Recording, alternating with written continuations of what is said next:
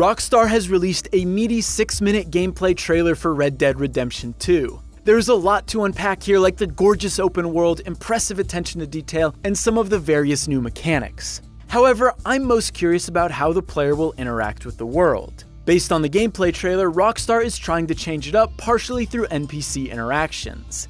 In the video, the narrator says, "Your guns aren't the only way to interact with the environment." This may seem small compared to everything else the trailer shows, but if done correctly, this has the potential to shake up the open world formula.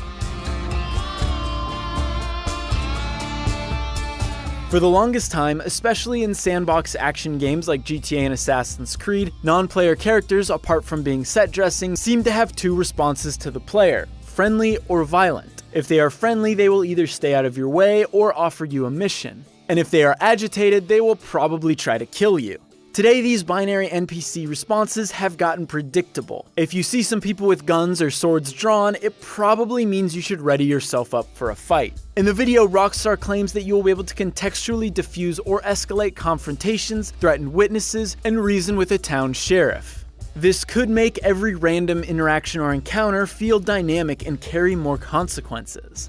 Picture this: you ride into a small dusty town. You are low on resources and money, so you decide to rob a warehouse. While rummaging through the stuff in the building, the owner walks in and spots you. Without skipping a beat, he runs for the town sheriff. You can stop him before he gets to the sheriff by putting a bullet in his back or tackling him to the ground and threatening him. Or maybe you're too slow and before you can catch him, he's already informed the sheriff. The sheriff confronts you.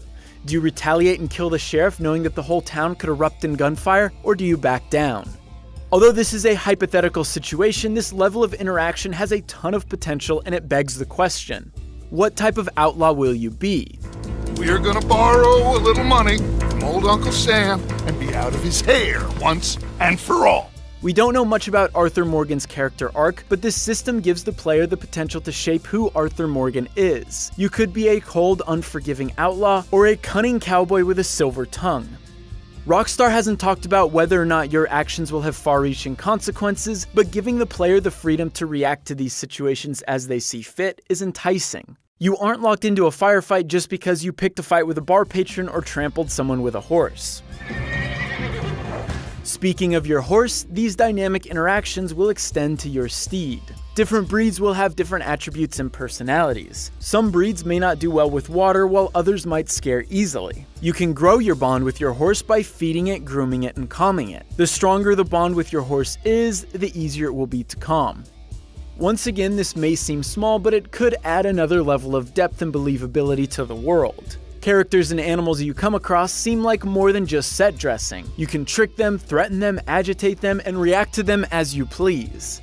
It's hard to say just how in-depth this feature will be when the game releases on October 26th, but we'll be sure to let you know if we find out more.